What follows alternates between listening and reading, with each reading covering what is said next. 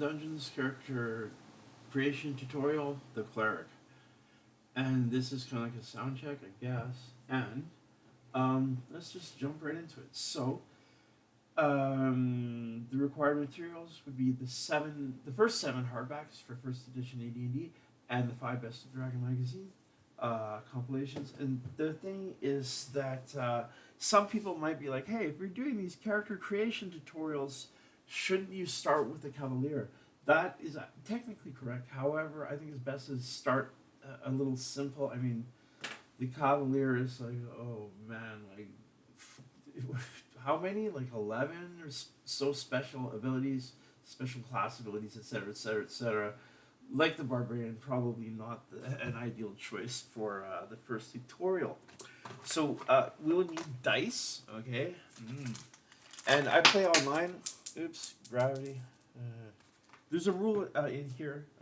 Yeah, if a die drops on the floor, then pick it up immediately.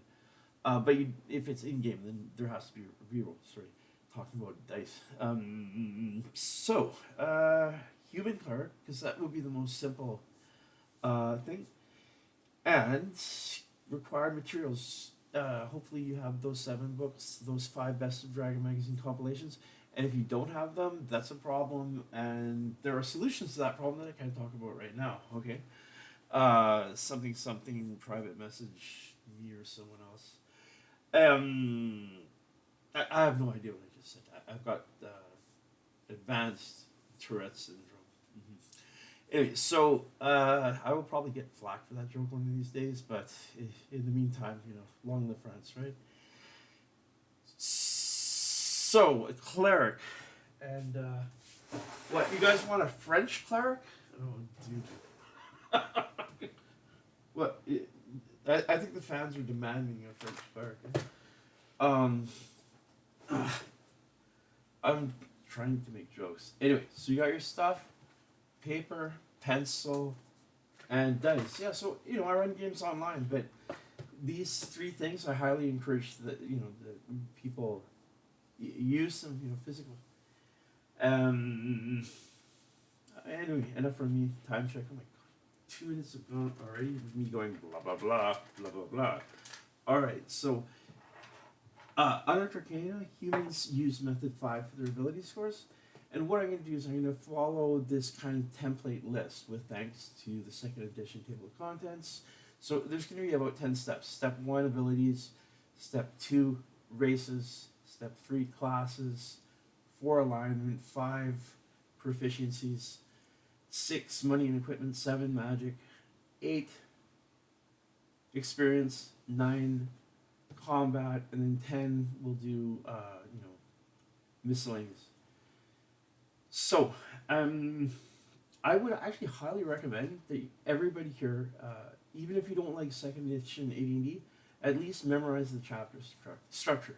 So that is a pretty good structure, for other forms of the game like first edition AD&D. But do not worry, the table of contents from 1978 for the first handbook, and the table of contents from 1979 for the Dungeon Master's Guide, I will provide those to you, okay?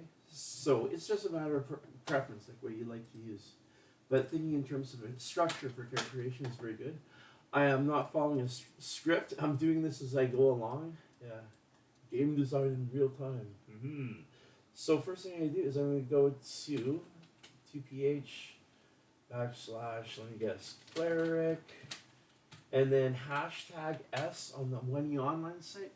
It'll take you to a character stat block, okay? And let me see. Okay, method 5. You choose race, in this case human, and of course in first edition AD&D, all humans are statistically equal. Okay, it's just they have different skin tones and different hair, etc. So that's just a note, and let me see. Yeah, so human cleric. Here we go. So the first thing with method 5, you write down the ability scores. Okay, strength, intelligence, wisdom. I just do capital S, capital I, capital W, right? And then dexterity and constitution, charisma, and comeliness. Sorry, guys. Remember when they called page 10 of Oriental Adventures the worst page in the history of RPGs? Comeliness, right? I'm not even going to repeat their bullshit, okay? But yeah, there are a lot of DMs out there that don't like the comeliness statistic, and you know, ultimately, at the end of the day, even though I'm doing a playtest and hopefully sending you guys like some stuff, and just as importantly, spending one-on-one time with DMs, have a couple beers or something. But yeah, there's a lot of people that don't like comeliness, and I think I should just leave it at that. But I do use it.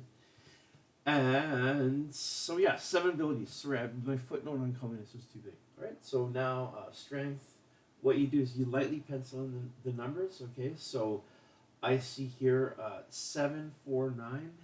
Okay, so 7, 4, 9, and this is the number of 6-sided dice that you're gonna have to roll. Okay, and 5, 8, 6, 3. 5, 8, 6, 3. All right. So that's lined up. So 7 dice for strength. If my math is correct, then the average score with method 5 is 15. Okay. And yeah, just like comeliness, there's a lot of people out there, hardcore first edition AD&D fans, and they do not like method 5. Okay. Well, then if you're playtest then don't use it, right? The default is that it will be used in this huge mysterious playtest. I'm just collecting my D6 dice, but no, when it comes, I'm asking for playtest volunteers, but when it comes down to it at your individual gaming table, I have absolutely no say there. Okay. So there you go. There's a lot of freedom to do what makes you happy there.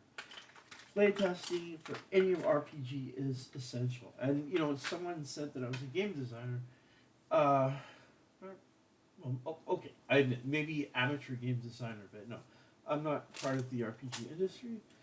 I mean, if Gygax magazine was still around, I could see myself maybe writing a few articles. I mean, it would be awesome to collaborate with Len Lakofka or something like that. Yeah. Anyway, so 4 dice, 46, another 46, 8, which indicates I need 1 more. And I'm not going to do a close up on my dice to literally. They're going to have to go into the sink. I got to wash them. For so many years of dirty medieval middle-aged Dungeons and Dragons, where things like hygiene were could be better, man. Sorry, I like living in the real world in Canada because, well, we got flush toilets. That's a big thing with me, and people don't take it for granted, or they do take it for granted. Yeah, I guess.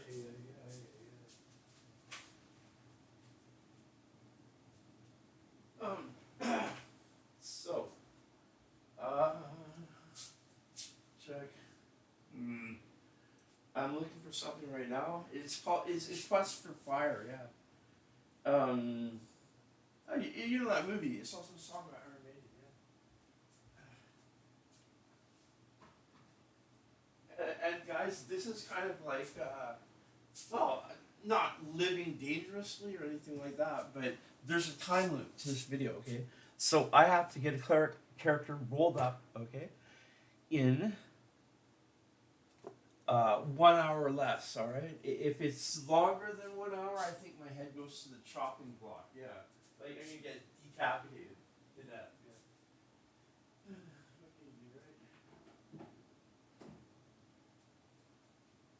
Yeah, by the way, sometimes I can be stubborn as fuck.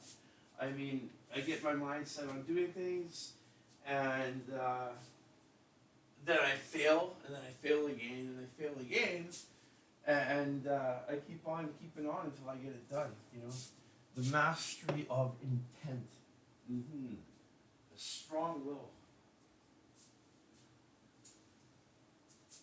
Anyway, so while I am searching my apartment for treasure, oh, a lighter. Let's talk about the Cleric class. Yeah, it definitely involves in the first edition era, and there are some excellent articles about the Cleric. But since we're only using the first 5 Best of Dragon magazine compilations, you know, a lot of that stuff unfortunately doesn't make it to the table unless the DM makes a special exception for, you know, this or that Dragon magazine article. Yeah. So yeah, the clerics in this campaign, they're going to be your standard blunt weapon guys in plate mail, walking around and, you know, turning the undead and bashing the heretics or whatever. And if you guys are going to make it, say, you know, I'll do a cleric of Saint Cuthbert as an example. Saint Cuthbert is a god of wisdom, okay? Something that I do not have. I would be even surprised if I spelled the word correctly, right? Wisdom, yeah. So I think it's fair, you know, in the sense of the rule of cool to say, okay, your character is a cleric of Saint Cuthbert. Well, Saint Cuthbert is a god of wisdom, among other things. So it makes sense, dude. Give your wisdom a +1, you know. So, yes, I'm gonna get a +1 hopefully sooner than later. Yeah. Oh, yeah, I'm not giving up. I don't care if this video goes to like, I don't know. Hold on a second. Ugh. I almost forgot. In my backpack, I always carry a backup, okay? So if it's something important, all right, always carry a backup. Oh, there we go. Anyway, so what else is there to say about the cleric? It's basically the cleric in the Cleric's Handbook and the cleric revisions in Unearthed Arcana. Yeah. So if you want to be a dwarf cleric, no problem at all. Let me see. All right, sorry about that, guys. And these videos are done pretty much spontaneously. I'm not reading from the script, right? I'm figuring things out as I go along. And I'm sorry for my terrible vice, you know. I gotta smoke less. Anyway, so 7 dice for strength. Okay, so we're doing method 5 for humans. And there is definitely the concept of humanocentrism, which is retained, okay? And that, it means that for whatever reason, the human race or human species, whatever word you want to use, they're generally the most powerful characters in the game. Humans, okay? And, you know, different editions of, you know, D&D, it's not like that necessarily. So 7 dice. So we roll the 7 dice, and then we take the high 3. All right. So I rolled 46, and you're blimey. 17 strength. Okay. I got a 6, a 6, and a 5. So an interesting thing, you know, since this is 17, at a certain point, if the player wanted to, they could dual class into the fighter class. Okay. So 17, and yeah, female strength limits. We'll deal with that later. Here, let me see. No, it does not even come into play. All right. So for humans, anyway. So 46 for intelligence. My mouth is getting so dry. I'm gonna do this first. So, oh, dude. One of the things about the Unearthed Arcana Method 5 is that, you know, people say it's too powerful, but every once in a while you do get a score that sucks. Okay, so this cleric, and this is going to be fun to role play. He's got a 7 intelligence, so who knows? Maybe he's thick like a brick. Maybe we can name him as Jethro Tull. I just came up with that name from out of nowhere. I'm super creative. So the next one is going to be Wisdom. And you roll 9 dice, take the high 3. Yeah, well, watch me get all ones. There's a minimum of 2 15s, and you meet the class minimums automatically. Okay. So this spread of 9 dice, I'm looking for the high 3. I see a 6. I see a 6, and I see a 4. All right. So that's okay. We'll do the modifiers later, and let me just take it. Gander over there. Okay, so wisdom is going to be 15. There you go. Which is high enough, for this character to dual class into the fighter class. And then next is dexterity. 5 dice, we take the high 3. Okay. So, and wait, hold on. Yeah, 14, that's it. Okay, so 14 dexterity. And then Constitution, okay. not that Constitution, the other type of Constitution. And yes, that is Rasputin or Rasputin on the page for Constitution. And the only reason for that is because he's mentioned in the Dungeon Master's Guide. So I thought it would be kind of appropriate. My health situation, I'm like Elric, man. It's like, I wonder why. Anyway, so the next is Constitution. All right.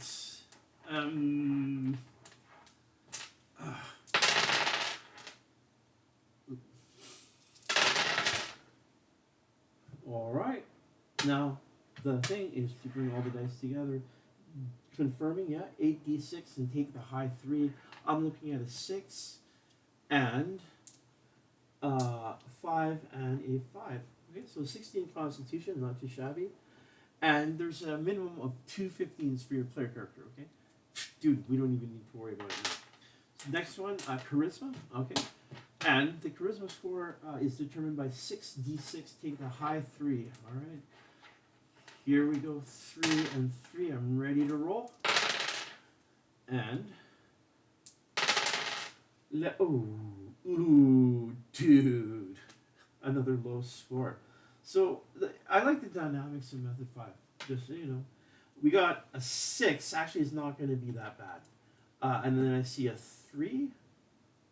One moment, double checking something. 3, yep. And then it's 2. Okay, so this character has a total of 11 charisma, and comeliness on 3d6. Okay.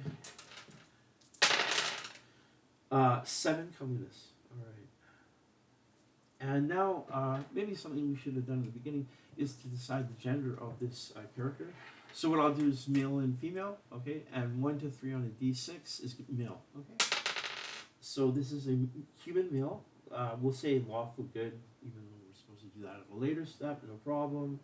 Lawful good, human, male, cleric. Now, there are rules for 0-level player characters in AD&D, okay? And, someone said to me once, you're obsessed about these rules. I think about them a lot. And I remember on the day that I got the news about the passing, the death of Leonard Kafka, guess what I was thinking about, like, all day long, as usual, yeah. So, I think the concept is great. However, the majority of people here don't think it's that great. In the DMG, Dungeon Master's Guide, it says start at level 1, okay? And I'm going to go with that. So hopefully that will be more simple, more playable, and therefore more fun, yeah? First level cleric. To me, that's extremely high level, getting to first level. And this is theory, what I'm talking about right now. In theory, there are 2 0 levels, okay? And can you have a 0-level character in the campaign? Well, technically, yeah. I mean, if you get a level drain, say you're a first level fighter, whatever, and then you get hit by a white, and that drains one level. So in most campaigns, that would be the death of the fighter. However, I would drop that to character to 0 level. Okay, so it gives one or two extra chances for characters hit by an energy drain, and I've been thinking about this. The whole entire 0 level thing is best kept in a brief background. Okay, so we will be doing secondary skills and everything like that. And stop me before I say another thing about 0 level characters. Mm-hmm. I like the nitty gritty, man. Anyway, so step one. Let me see. It looks all right. What else needs to be done in step one abilities? I don't think it really matters where I place it, but actually, hold on a second, it does. It's kind of like map the order of operations, and I have to make sure that I get this right. So yeah, I think that's simple, done. Step one is done. Next thing to do is to figure out the age of this character. And these stat blocks for the classes, it's all official, okay? I did not insert my own house rules there, okay? Any thing that is made by me on the 1E online site in an official context should be between two arrow brackets, okay? So that people can distinguish between my content and what it says in the book, okay? And a lot of it is just scaffolding, like, fix this link, etc., etc. So, the problem is, I just use way too many fucking words sometimes, someone maybe should give me the hint. Send me for Christmas a t-shirt that says, shut the fuck up and roll the dice. Okay, done. We need to find the age for this character. From memory, it's going to be 18 plus 1d4. Alright. Now I have to find a d4.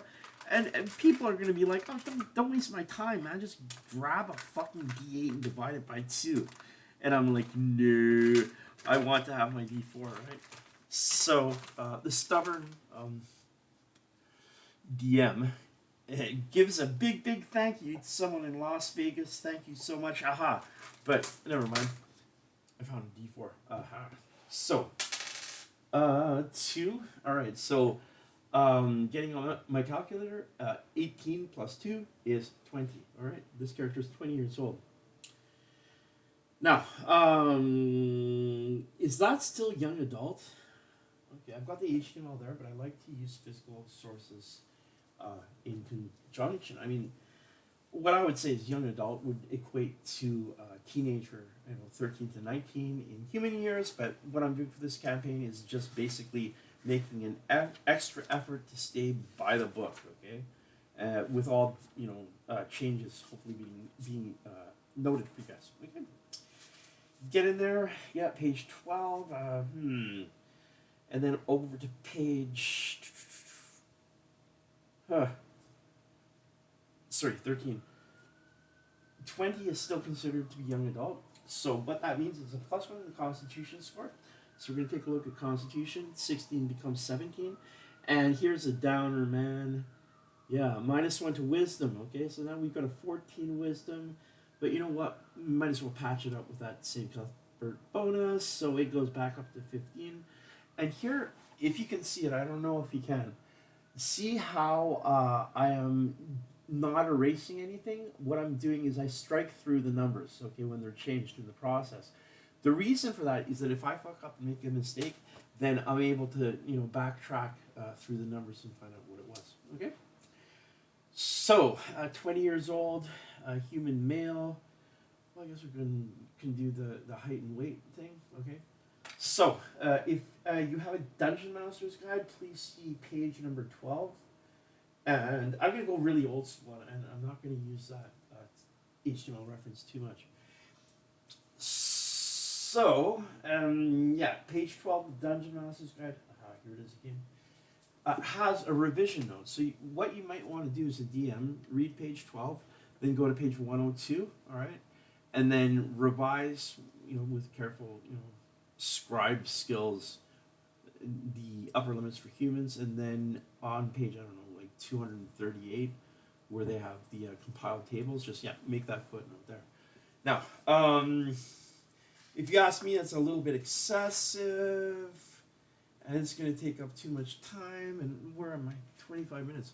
Oh, wow, we're at step 2, 25 minutes. Yay! I'm trying to be sarcastic there. Yeah, it is 238.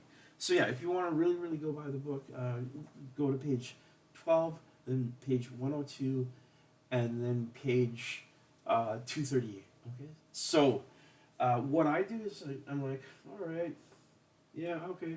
I see the revision has to be made here, so the next thing to do for height and weight is to get yourself some percentile dice. Me, I just like black and green. They're my favorite colors, and I hate other colors. You know, the world would be a better place if it was just black and green. Never mind. So then 18. All right, that means that this guy might be a little bit short. All right, so I'm looking for a human male on the table, and I see here. Oh, yeah, he's a little bit short. So then for a human male, 72 minus 1d12. Okay. Be careful with that d12. You guys already know like how it can roll off the table, right? So, 1, not a big deal. So the average for height for a human male for memory is all 6 foot, okay? And so that would be, hold on a second because I do metric. 71 inches. So, 5'11". Okay, so 5'11". Where did the character sheet go? It's right in front of me, of course. So, height is 5'11", and then weight for this guy. Let me see. 95. All right. So that means he's overweight. And what else can I say? If a person is born and grows up as a kid big, there's nothing wrong with that. You know, some people are meant to be big people. You know, I bet if you eat 100 pounds of junk food every day, then that's a different situation, right? But big people are cool. And one thing that is interesting is that the humans of the world of Greyhawk, I think that they're actually a little bit bigger sometimes than Earth humans. Okay? Done. We're working with a base of 175 pounds, and thanks to the footnote, 10 to 200. I'm going to need a d20. Now I feel like a surgeon, right? I should get assistants to hand me the dice. What do we got? Oh, 2. That's not that bad, actually. So 175 plus 20 would be 195 in terms of weight. So 5'11" and 195. All right, I hope I got that right.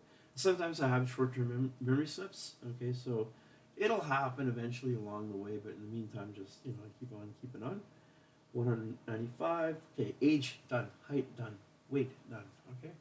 And again, I'm falling back on the organizational structure of the second edition Player's Handbook. All right, so yay, let's celebrate, man. We got to the end of step 2, as far as I can understand. Step 3, class. Okay. Well, we already chose class at the beginning. So I don't know what's there to be done in this step. I don't know, just tell you guys that the turning undead rules, you just check your DM screen for it, okay?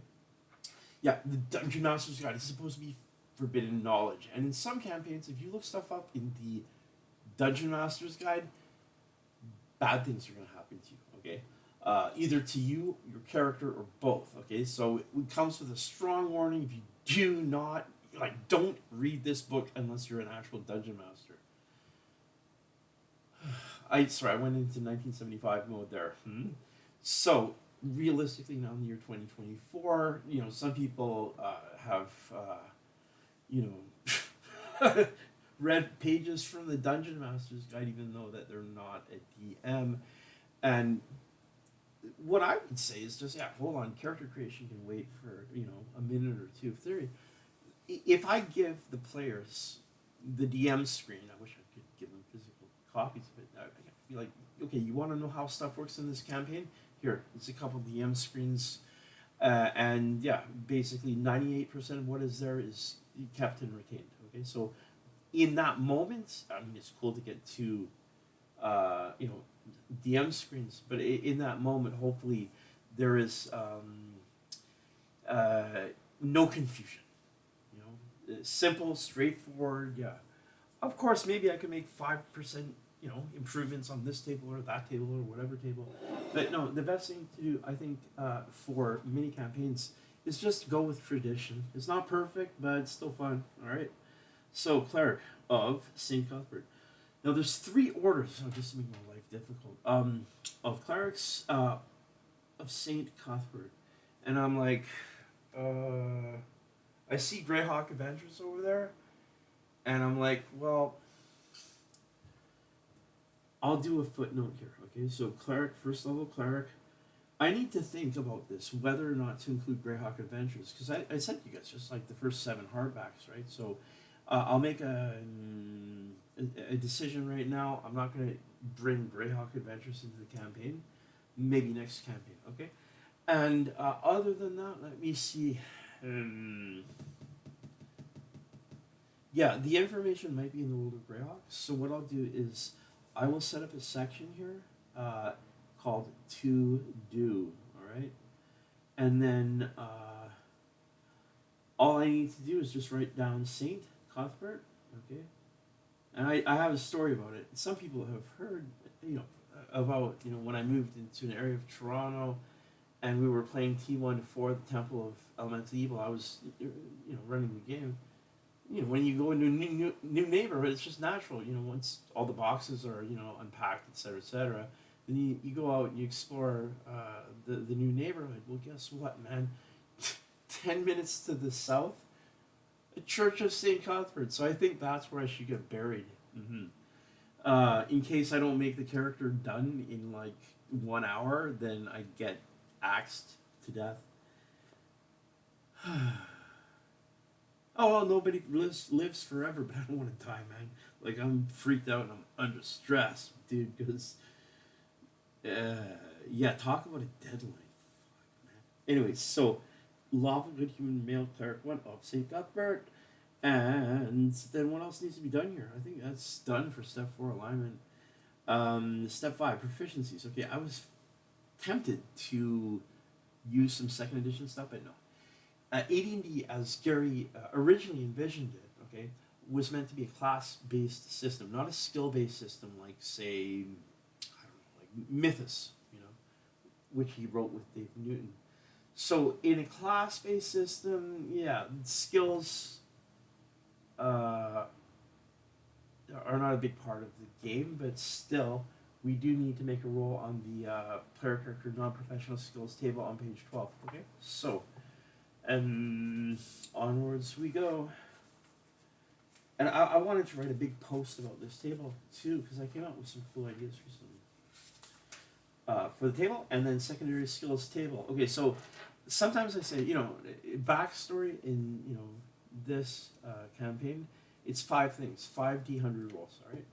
First, or in whatever order, we could do social class, birth rank, legal status of parents, and then homeland and secondary skill.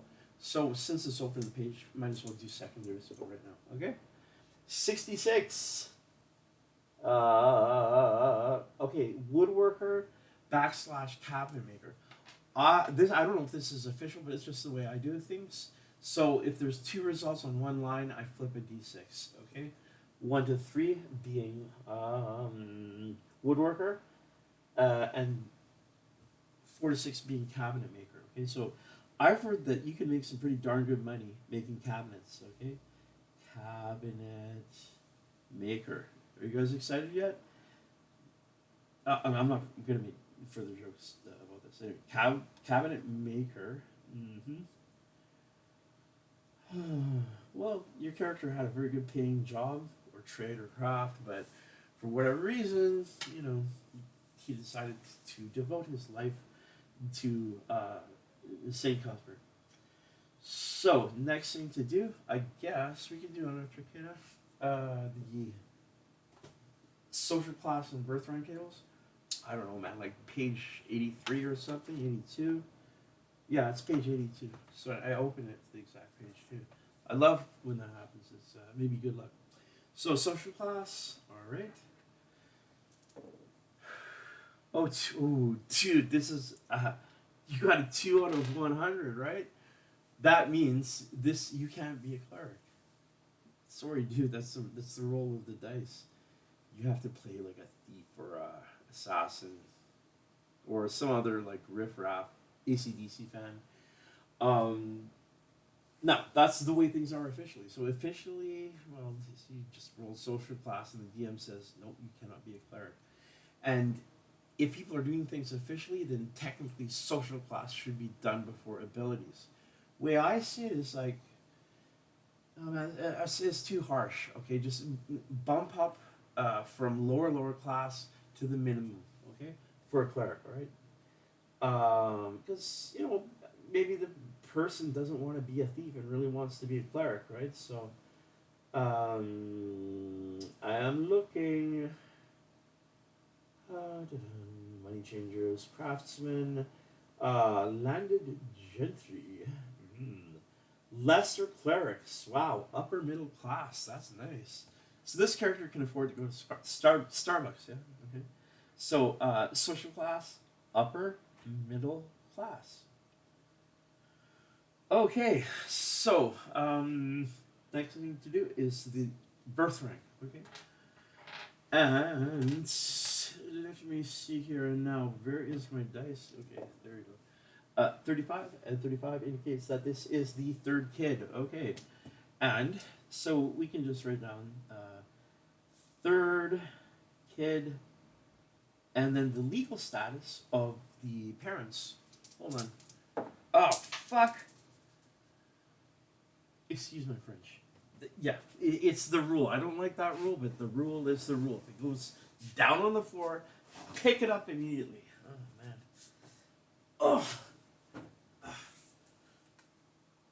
Working my way around all these banana peels. Yeah. When you pick up the dice or just even walk across the floor, you know, always watch out for banana peels. They're everywhere these days, guys. Yep. Anyway, let's do this again one more time. 40. Okay. Yeah, so you can just write down PLM. Parents legally married. All right. Time check 38. Okay, I'm still under stress. And I do this to myself. No sympathy for me, okay? I have to learn how to use less words and to have a little bit more focus. So let me see. That's pretty much step 5. So backstory in this campaign is 5 rolls. Okay, done. And now we move on to money and equipment. All right. So here in this campaign, the standard will be the silver dollar. Okay. So the prices of things might be a little bit different, and this is a rare variation from something that is on the DM screen. Okay. The second DM screen, REF1 Dungeon Masters screen, does have an equipment section, okay? Guys, I gotta break it to you. Bad news, I'm sorry. The days of buying a whole entire live chicken for 3 copper pieces, dude, that was pretty darn cool. But now, a whole chicken might cost you 10 silver pieces, okay? So, anyway, enough about inflation and stuff like that. Yep, cleric for money, 3d6 times 10. Well, lucky with the money.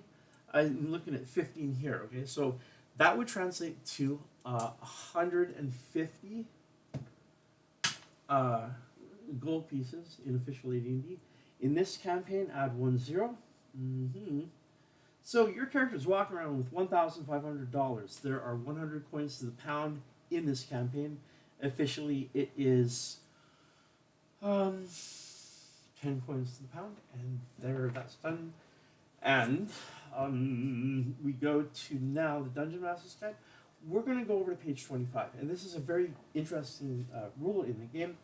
And it's a rule, one of several examples where the DM has to think for himself or herself, okay? Gary presents you with an idea, and then it's up to you to decide on how you implement it and interpret it, okay? Interpret and implement, okay, there. So, page 25, player character starting money, and yeah, it's going to be a deadly and difficult campaign. So, the way I do this is say, all right, okay, let me think this through. Yeah, 10% chance for special items, okay? 94, not even close, all right? So, if that character was lucky, then he might have got, like, plate, mail, or dagger +1, or random potion, something like that. Yeah. Oh my gosh. Oh, my $100 bill I found. Oh, I don't think this one is real. Yeah, the real ones are heavier. Yeah, makes for a nice bookmark. Yeah. Money. Never mind. We're not gonna go off topic because we're thinking about holy things. Okay. Yeah. Like beer and cheese. Those things are holy. At least I think so. And now we have here the clerk class with 10% chance for a shield. All right.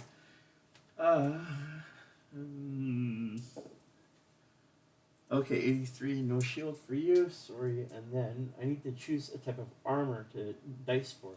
I'm going to go with banded mail. Okay, so 6% chance for that. Nope. And then let me see. Oh, yay. 2% chance for ring protection. All right. Nope. Cleric, per level chance of having a scroll. Nope. So then, in that case, I get a second roll, okay? And the second roll is negative. Oh, 12% chance for a mace. Oh, 14, I missed it by 2, okay?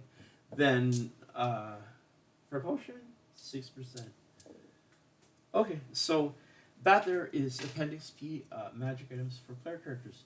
And if you're a DM, I would recommend do the rolls yourself, in the sense that if you are used to using it, then you can do it really quick, like what I did. But if you get the player to do all the rolls, it takes up time. I mean, it's preferable for the player to do the rolls, but we have limited time, unfortunately, in this world every day. Unfortunately, it's only 24 hours. I want to move to a different planet that's like 72 hours a day, but that's traveler stuff. Sorry. All right, what needs to be done? Well, we got our money, and for the T1 to 4 campaign, you do start with riding horse or a pony, okay? But the concept for the campaign, the playtest thing that I'm doing, is basically I'm going to create a list over the years of every single TSR First Edition AD&D adventure, okay? So the 0 level, all right, even though it's not really used, there will be N4 Treasure Hunt, which is what I'm working on that computer over there, although you can see it now. And then N5 under Illifarn, and with apologies to, Gary Gygax, unfortunately, WG7 has a 0 level adventure in it. There's another one for Dragonlance. And can we just avoid the topic of WG7 Castle Greyhawk for now? I mean, that deserves its own video, right? Okay, so those are the 0 level choices. At the beginning of the campaign, though, I mean, I would say, yeah, let the players choose a 0 level adventure or a first level adventure. And as well, going kind of like one step further, in the player's handbook, in the section called Establishing the Character, I don't know, man, it's like page 34 or something like that. It indicates that initial equipment should be bought in game. Okay, so immediately coming to mind would be Pool of Radiance, or Key 1, the Village of Hamlet. I need some liquid, sorry.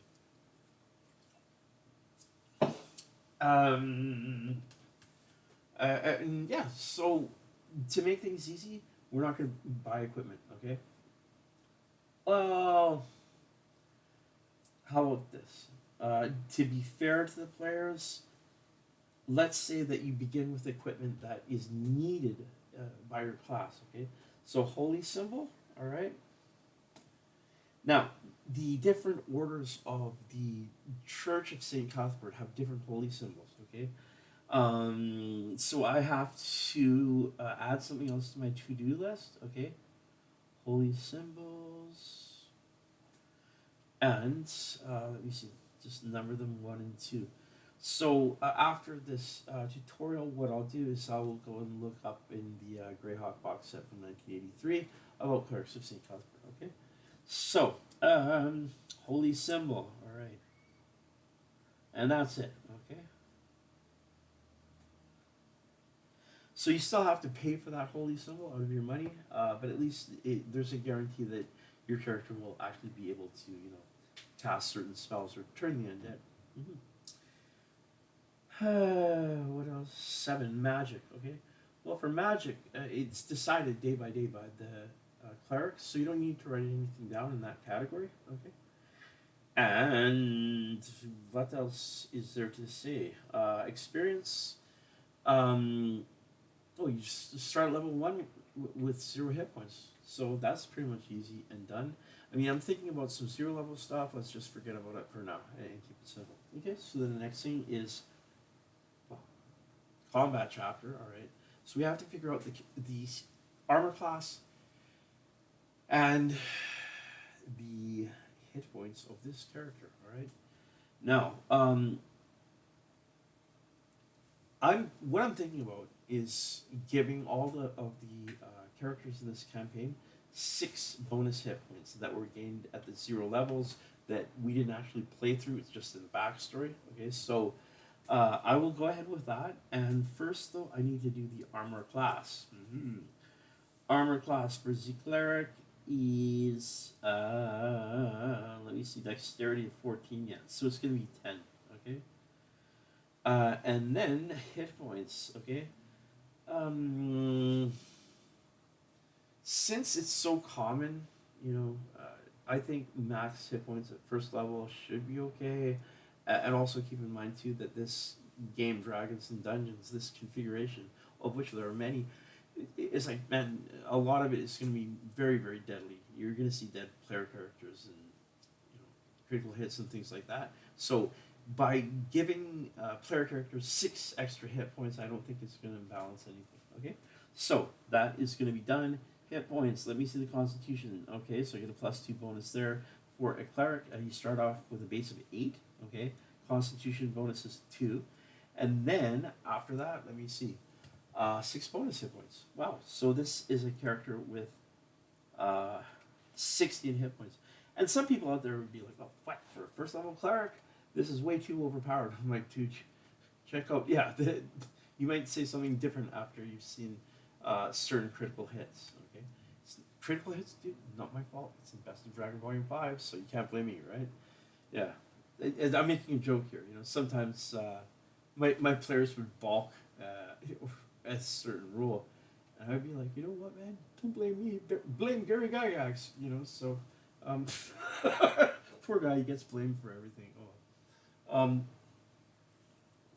But again, that's just me trying to make a joke. So, miscellaneous stuff. Okay, is the character key-eared? Officially, we're supposed to check this the first time the character listens at a door. But however, it's just like most of the time we all forget. So might as well do the hearing check during character creation. No, and if you want to learn more from memory, hope it's correct. Dungeon Master's Guide, page 60, listening at doors. Okay. So I'm looking at the time. Now I'm thinking of the song "Gallows Pole" by Iron Maiden. Oh, man. Wait, no. Iron Maiden did "Hallowed Be Thy Name." Gallows Pole, Led Zeppelin. Yeah. So I think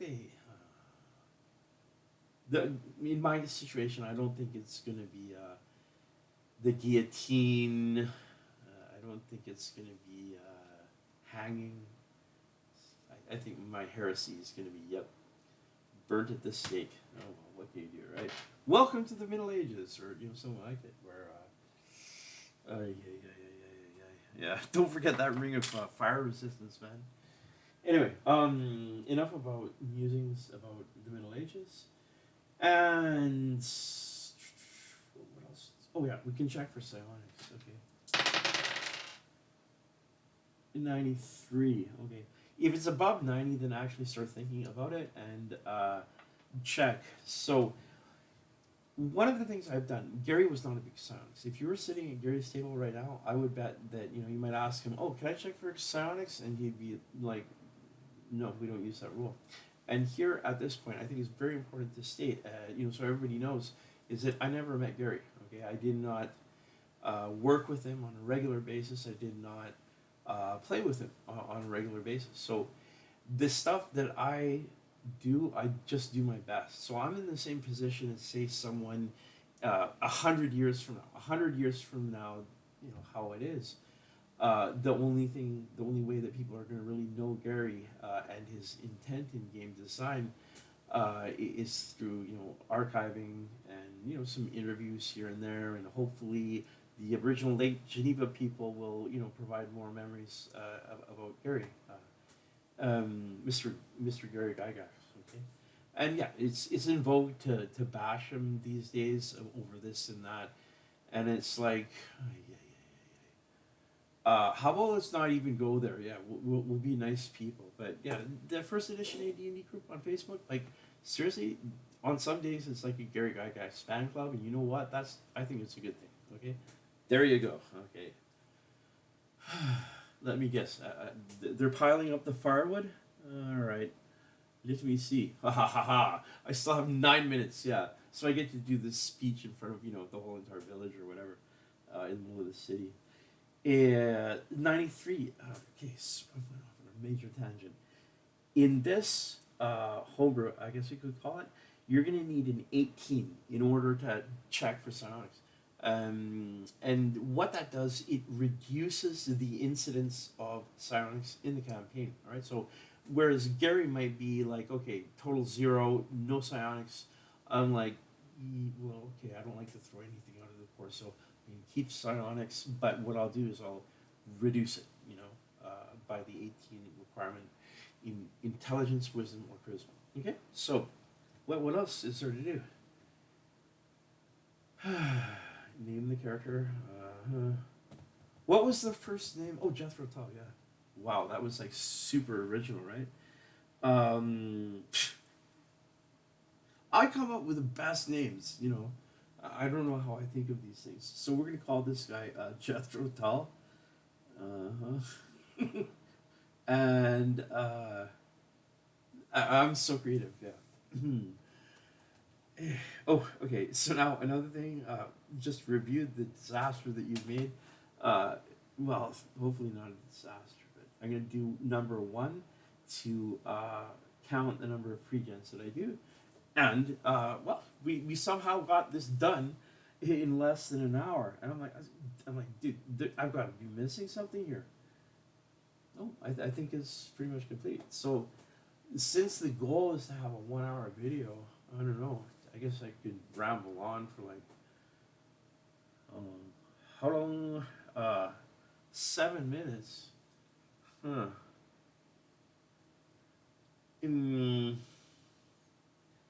Okay, how about this as a default? Say I somehow create a character in half an hour, all right? Then what? You guys have to, you don't have to, of course, but listening to me for half an hour rambling on about this or that, that's a waste of your time, okay? So what I'll do, I think, is a default of 10 minutes, up to 10 minutes, okay? Of commentary at the end, and then no more than that. The reason that I'm choosing 10 minutes now is because it's a unit of time in first edition AD&D, and that unit of time is called a turn. A turn is 10 minutes in game time. So let me see. 5. It's either going to be 5 or 10. I prefer 5, so there would be less words, but since it's like tradition, we have to use the time system. Okay, fine. 10 minutes, or as close as we can get. Why? Why try to make a new edition? there's so many out there, and some of them are actually quite good, such as the first. The other ones, well, uh, it's fun, for me, but not for everyone. Some people really like writing adventures. Some people really like, game theory and things like that. And when you're part of something that is cooperative, my theory is that there's this resonance of enthusiasm there. So yeah, I'm looking for help with playtesting. So um, I think the number one thing to say in that regard is, listen. Okay, I'm going to provide you with some materials if you need them, and I hope that you guys make it to 100 sessions or whatever. But with the details, I have no authority at anybody else's table. Okay, I hope that is clear, right? So even though this is a playtest campaign, I'm out of the picture, dude, when it comes to someone else's campaign in terms of authority and rules, etc., etc., etc. Okay, so hopefully that is clear, and remember guidelines as well too. Okay. 4 minutes. What else can I say? Well, the original idea was Dragons and Dungeons, the first 100 issues. Okay, and then there was this idea of Advanced Dragons and Dungeons, issues number 101 to 200, and I I think about this a fair amount. I like to put some thought into things. Even though a little bit more, a little bit crazy, that's an understatement, but oh well. And I said to myself, well, okay, try for something simpler than the first 100 issues. And I'm like, oh, we got it, man. We got 5 Best of Dragons. Okay, so I don't know, maybe this is basic Dragons and Dungeons. Okay, so those, let me count, 4 different things, they all overlap and relate to one another. Okay, and yes, I know this script is first edition AD&D, but thankfully someone did the one-step rule. So if you are, doing something with original Dungeons and Dragons, you can post it here anytime. And then the same thing for second edition Advanced Dungeons and Dragons, right? OD&D, AD&D, and AD&D2, they're all in the same mathematical continuum. Okay. And what else can I say about that? Excuse me while I just check the time. So yeah, I mean, you could do like charts and things like that on a whiteboard or something. It's not a bad idea in game design. Seeing how these various homebrews relate to one another, right? So let me see the time. I'm hoping to be rescued, guys. I'm tied to the stake again. For what? I don't know.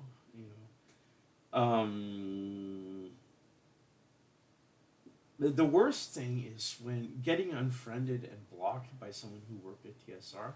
Like, I don't want to name names or anything like that, but it's just like, I wish that people would tell me, okay, what did I do or what did I say, and then I would know, but sometimes you just don't.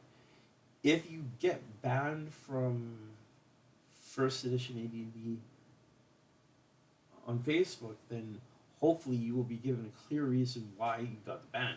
Now, the thing is, I'm very easygoing. I can't speak for the other admins. And the way that I envisioned the group, and it was Facebook creation, Facebook group creation in the first degree. Like, it was something that was designed, intelligent design, basically. So I put a lot of thought into it, and okay, I admit, in my case, it's probably semi-intelligent design. Okay, but hey, it's close enough, right? So I'm easygoing. The other guys, they do their own thing. We're basically autonomous, and one admin might do this, and I have a personal rule not to contradict an admin, except in very rare cases. And yeah, they do their own thing. So I'm easygoing. Some of the other admins might not be on some days. Okay. So this is the end of the character creation tutorial. I have 30 seconds, and I got to get out of here one way or the other because, yeah, I can see they're looking for a lighter. Okay, part 2 will be the fighter. Gotta go. Okay, bye for now. Oh, remember your fun, your friends, and your imagination.